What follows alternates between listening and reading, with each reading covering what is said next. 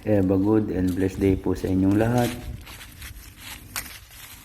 Yan pong kinukuha na malunggay ng bayaw ko para po sa mga manok yan. Kasi yung ating mga manok, ang tatakaw nila, lalo na yung Rhode Island Red. Kaya ako nagustuhan yung mga Rhode Island Red dahil una, matatakaw sila, kahit anong ipakain mo, kinakain nila. Kaya nagustuhan ko po ang Rhode Island Red. So ang plano natin sa ating manukan, mag-stick tayo sa Rhode Island Red na heritage chicken na sinasabi nila. Yan o, ang dami pong pwedeng kainin ng mga manok na yan. Basta hinagis mo lang sa kanila, kakainin nila. Tapos ang pinaka the best para sa kamahalan ng mga pagkain nila, super mahal. Yung bayaw ko, ginagawa niya lahat na kung anong maisip niyang paraan na para lamang makatipid sa feeds, dahil po ang lakas kumain ng feeds ang mga manok na yan. Talagang mabubutas ang bulsa natin pag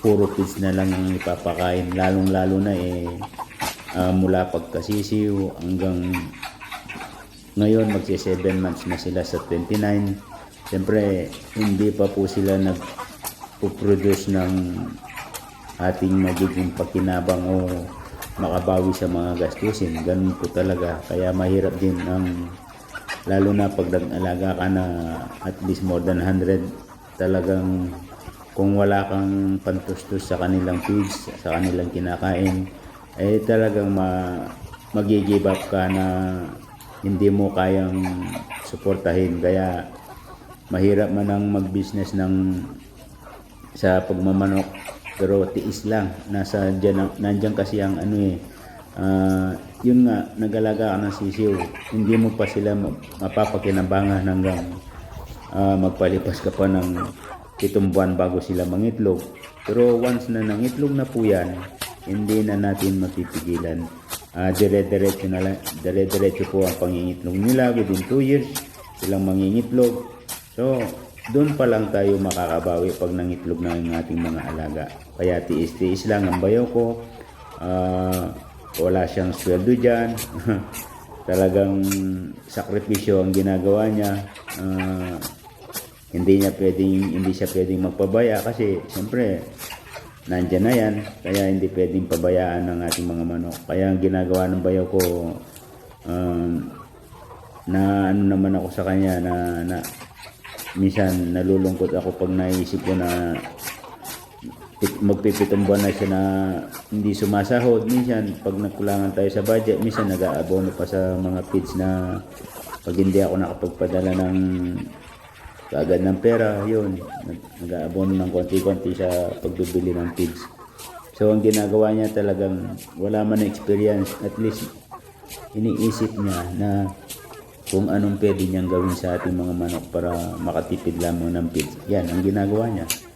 Minsan magtatad siya ng mga dahon-dahon ng ganyan, tapos ihalo niya sa feeds na may darak, na so far kinakain naman ng mga manok natin, dahil talaga ang Rhode Island hindi matatakaw. Kaya ganun, mag-ano tayo sa Rhode Island, mag-stick tayo sa Rhode Island. Ayaw ko munang mag-alaga ng ibang lahi ng manok. Basta ang gusto ko, concentrate sa Rhode Island Red na yan. Nakakita na nga ako ng mapagkuhanan ng incubator. Semi-automatic lang siya, pero gusto ko naman yun. Hindi naman siya mahirap at saka maliit lang naman ang ating manukan. Hindi naman katulad ng mga libo-libo yung ina-hatch nilang mga itlog. Siguro tayo nasa natin mga 200. Mga 200 siguro ang capacity ng ating pag nag-load tayo sa isang incubator. Marami pong salamat sa inyong lahat at suporta. Naku, nabaligtad ang camera nila. Kaya ayan, konti lang yung view. Tapos may shadow pa. So ganun pa man po, marami pong salamat. Sumain niyo po ang pagpapala of our Lord Jesus Christ. Amen. Marami pong salamat sa inyo at mabuhay ang Pilipinas. Bye for now.